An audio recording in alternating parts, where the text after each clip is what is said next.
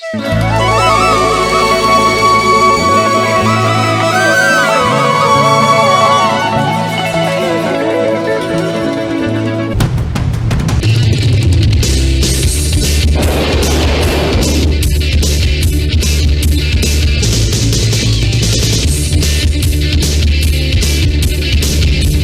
んにちは、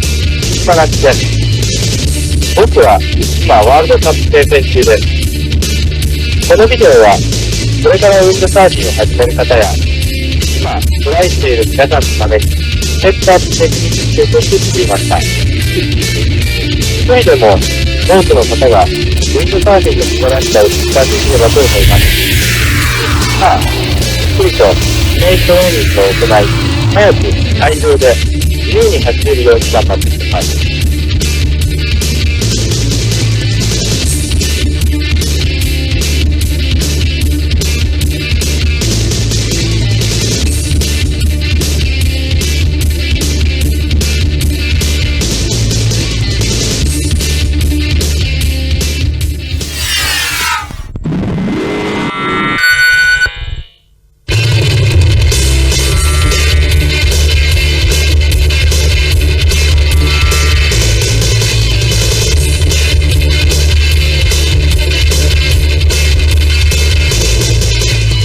ここではタックの素早い動作を順を追って詳しく説明していきます。スピーディーでスムーズなタッキングに最も重要なことは、スピードを維持したボードの回し込みと乗り移りの速さが要求されます。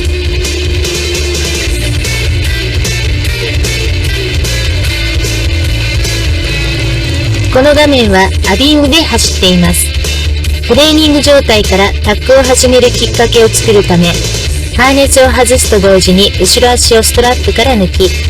前後のストラップの中央、ボードの中心に置きます。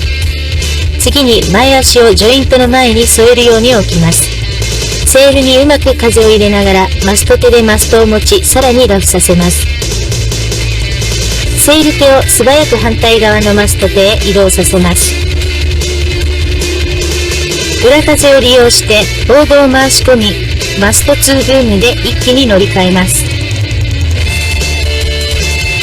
もう少し詳しく注意点を見てみましょう。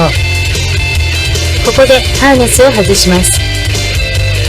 テールを押し込みながら後ろ足荷重でボードをラフさせます。ここでのポイントは、後ろストラップから外した後ろ足は正確に土踏まずがボードの中心線上にあること。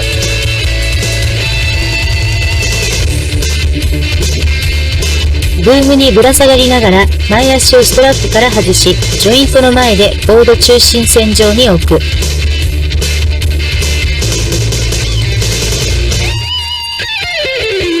マスト手でマストを持ちながら両腕を伸ばし、マストを倒し、やや冷気させるようにさらにラフさせます。目線は進行方向をキープ。ボードが失速する直前になったら、ブーム手でブームを軽く吹き込み、セールに風を入れ、セールバランスを保持しながら、反対側のブームに逆手で素早く握ります。マストを掴んでいる左手を足を入れ替えると同時にブーム手に移動。逆サイドに回り込んだら、セールに体重を預けるようにして、後ろ足寄りに重心を保ち、セールに風を入れ、レアさせ始めます。ノーズに体重が乗りすぎてしまうと、タック後の走り出しが悪くなるので、集中してボードを水平に保つように心がけてください。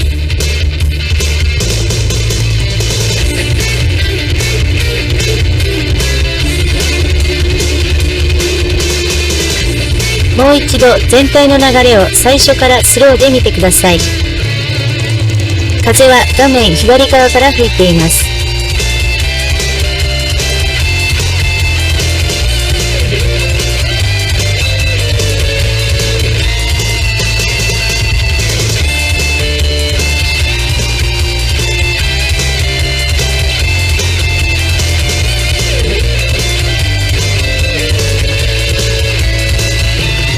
それでは風下側から見てみましょう。テールを強く押し込めれば押し込めるほど、ボードは風上に向かって急激にラフし始めます。そのラフィングスピードを継続している最中に一気に逆サイドに乗り移ることがスピーディーなタッキングには要求されます。タッキング後最も重要なことはとにかく早くセールに風を入れ早くボードをベアさせることに集中しましょう。この時のポイントはブームにぶら下がるようにセール手を引き込みながらセールパワーを利用して前足をジョイント横に置きボードを強く押し出し早くトレーニング状態につなげるように心がけましょう。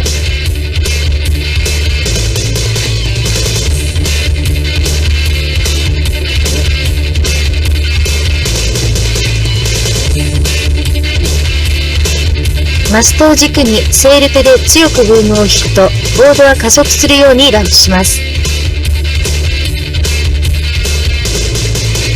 逆サイドに乗り換えるときは飛び移って乗り換えるぐらいの勢いで行いましょう。逆シバーさせることでボードを安定させ走り出しを速くさせるため内股になっていることにも注意しましょう。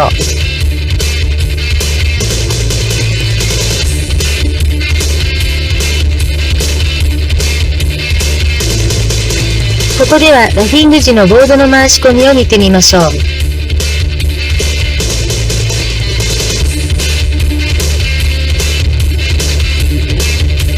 いかにボードを止めずにデッドゾーンをクリアしていくかは、ラフィングスピードと逆サイドに乗り移る前のボードに対する風向きの角度が大きいほど、後半の動作がスムーズに行うことができます。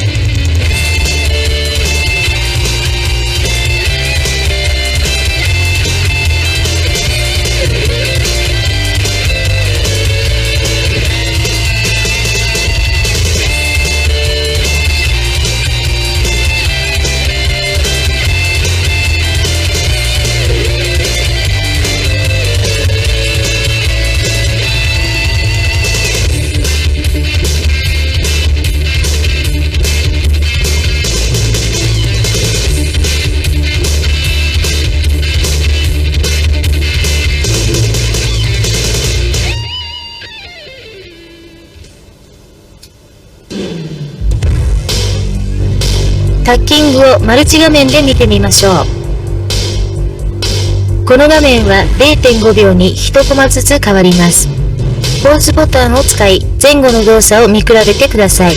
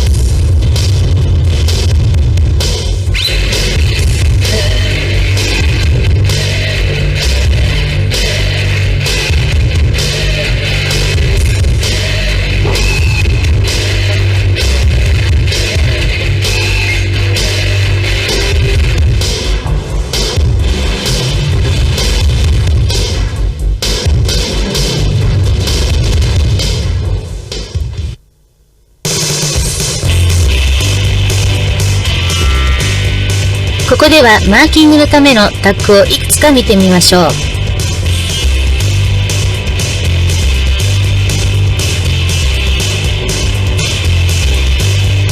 風は6号ジャストアンダーで吹いています。マーキングにおけるタックは次のマーキングに余裕を持たせるように最短距離でラインを作るのが理想と言えるでしょう。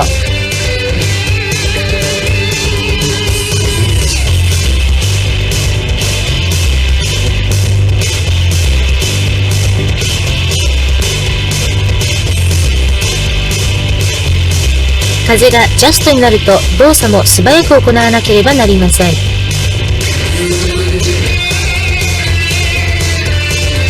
裏風を有効に使っていくことが大切で、セールから風が抜けている時間をできるだけ短くしましょう。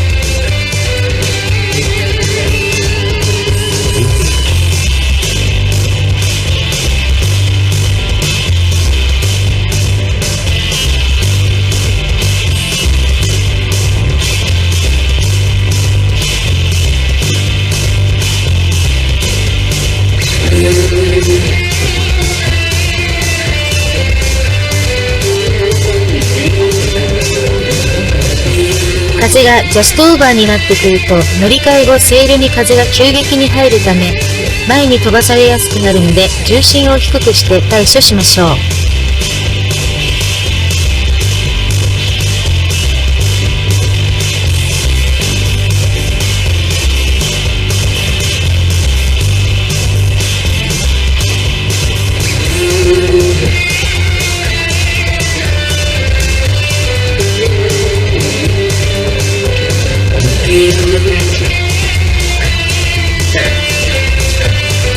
練習の時から確実に周りの状況を判断して動くことが失敗を少なくする要因になります。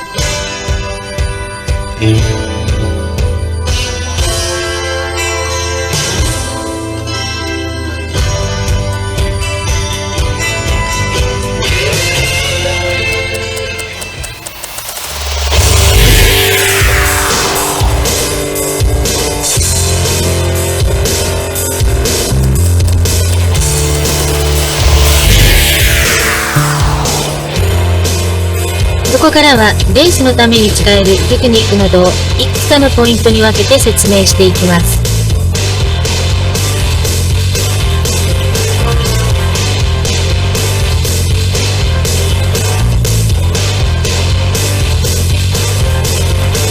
風はジャストアンダーで吹いています。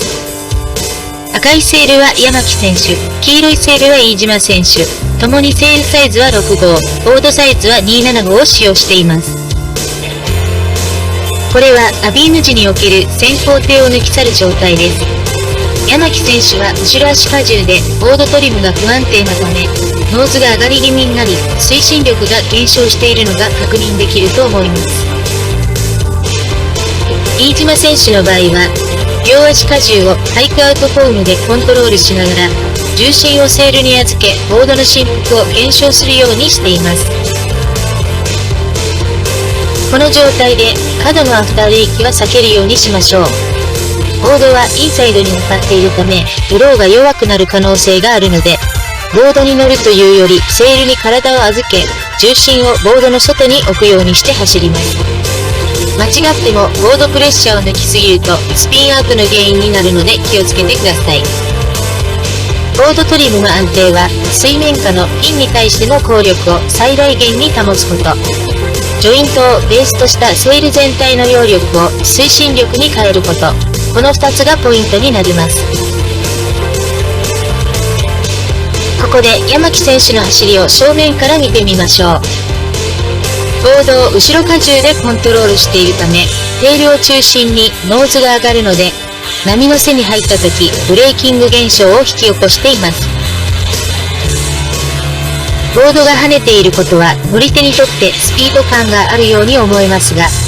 ボードのスピードを上げるにはノーズの振幅を一定に保つことが重要です。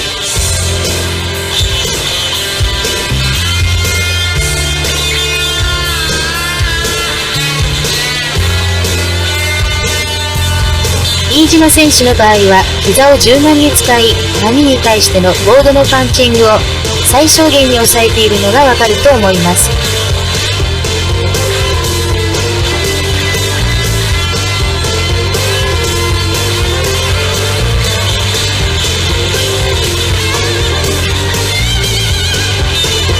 それでは2人の走りの違いを見てみましょう。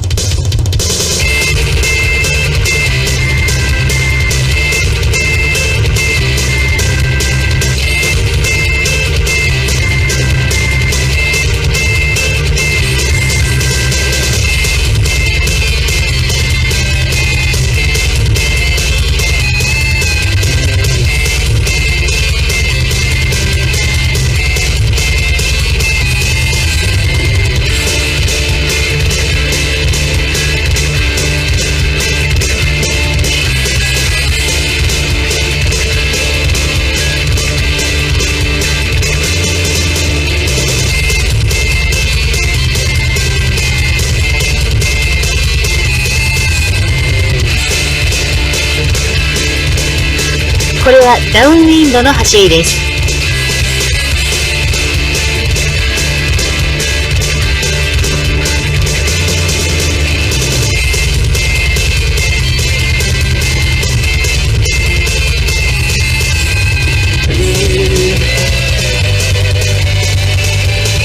ダウンウィンドでは、ボードに重心をしっかりと乗せ、ハーネスを使い、セールを引き込むようにします。ボードスピードが最も速くなる角度なので、目線を遠くに置くようにして、波にノーズを食われないようにコントロールしましょう。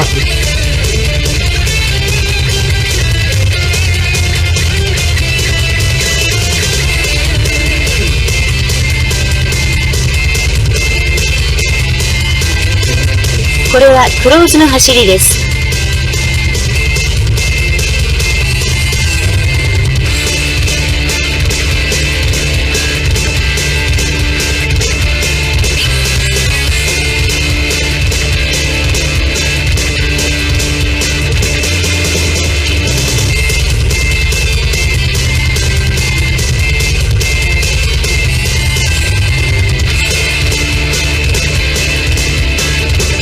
2人のクローズフォームの違いを見てください。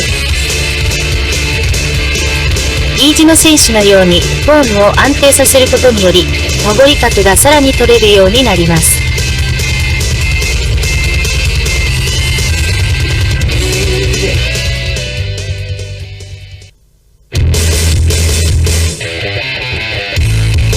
ここではマーキングにおいて相手をパスするアプローチをいくつかお見せしましょう。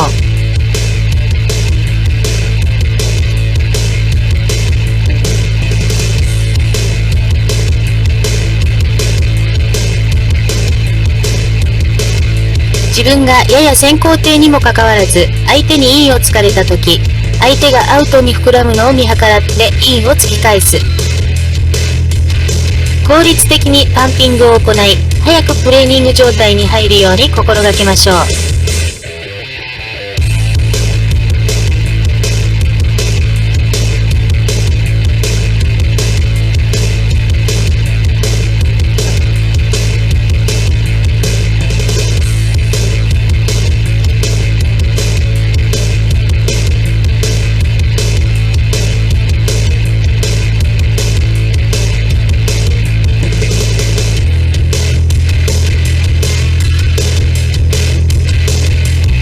風がアンダーの場合、ブローを拾いながらボードを走らせるため、一瞬のブローの差が勝敗につながります。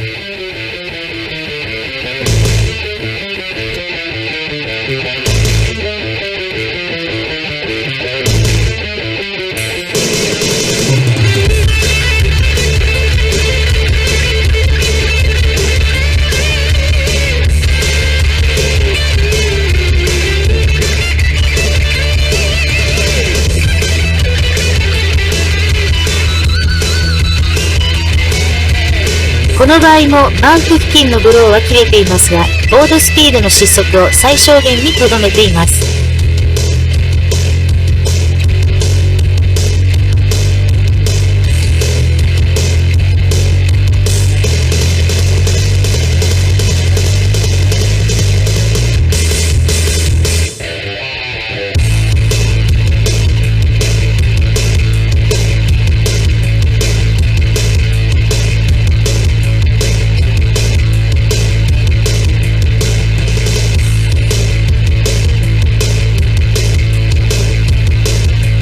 たとえインにアプローチできても最後まで気を抜かず相手をブロックすることも重要です。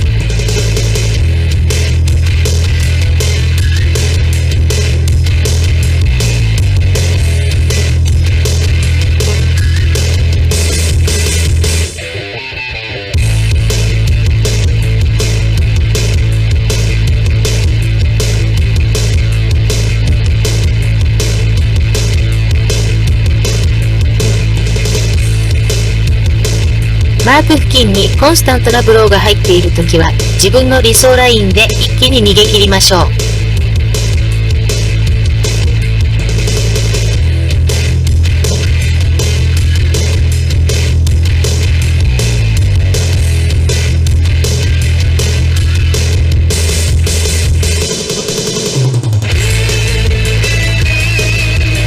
手にインを突かれても常に冷静にチャンスを狙い、相手が膨らんだ隙にマークの間をすり抜ける。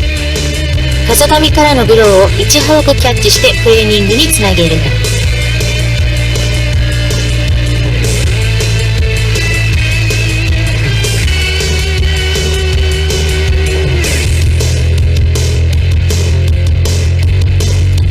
相手をブロックしながら自分のラインをキープ。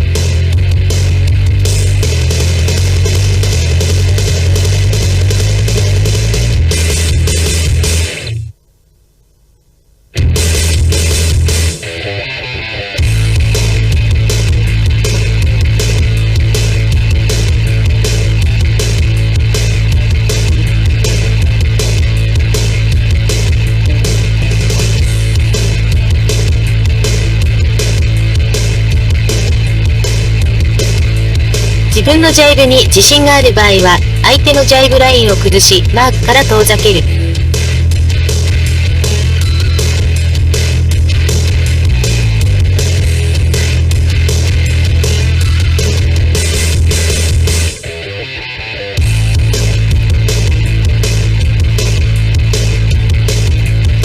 これはよくあるアプローチアタックですが、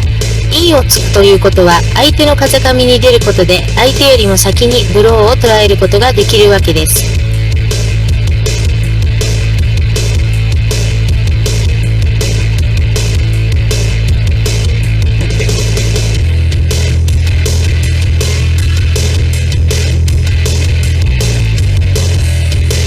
マーキングはパートナーと一緒に練習することでより実践的になります。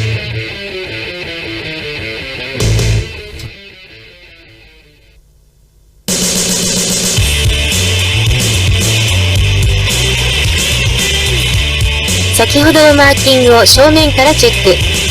よりパーフェクトに近いジャイブアプローチをご覧ください。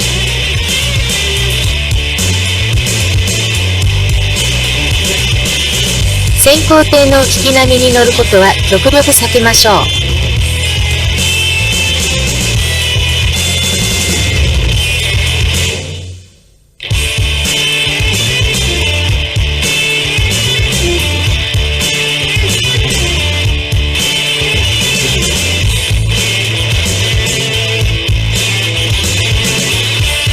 アプローチでは瞬時の状況判断が必要なので先行艇をよく見ておきましょう。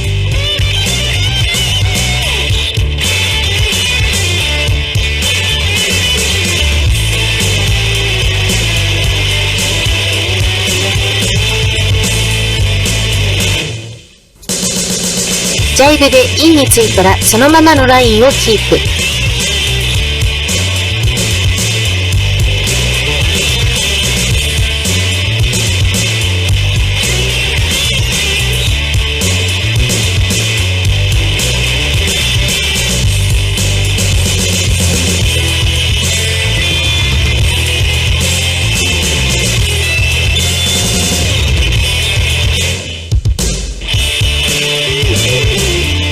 アウトからジャイブに入ってもインにつけるようにする。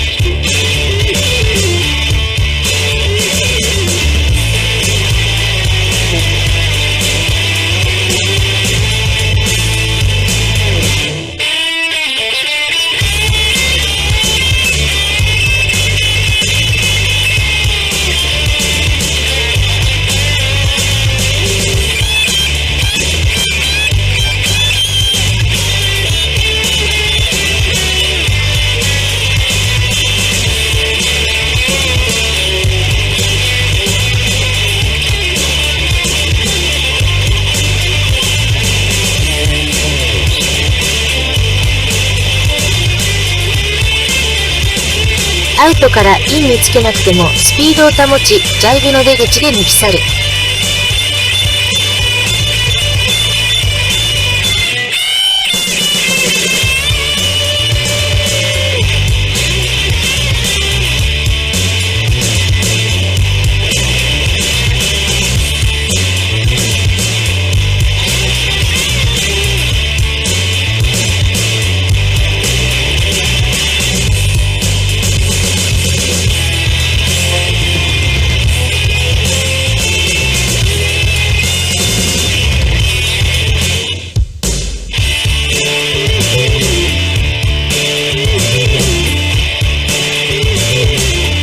ここで相手をブロック。一気に逃げ切ります。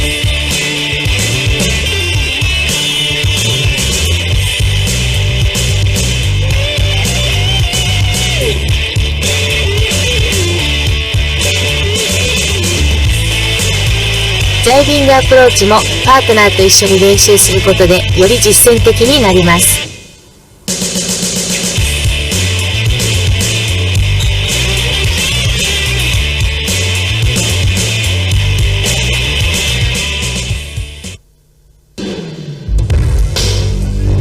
それではマーキングをマルチ画面で見てみましょう。この画面は 0.5 秒に1コマずつ変わります。ポーズボタンを使い前後の動作を見比べてください。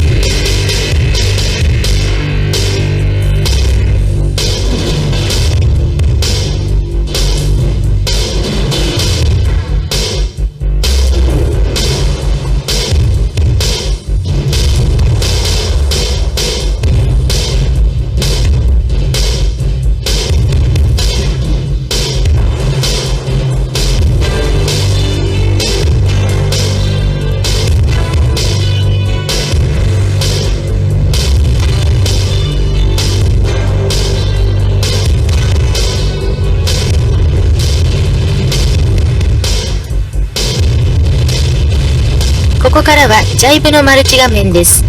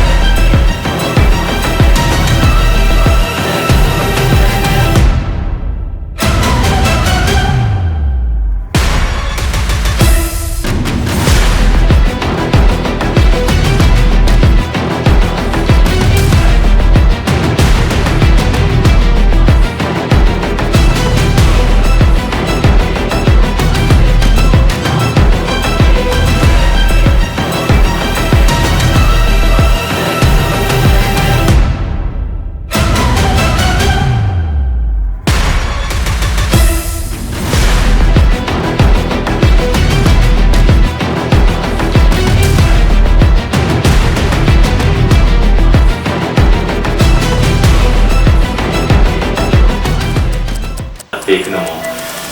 楽になってますし、ボードにおいてもそのセールとの今までセールとボードが別々に開発していたようなところがあったんですけど、最近はボードとセールがこう一緒に開発進んでいるような感じで、最近はエッグボードなんていうのもセールのこの変化によって出てきていますしね。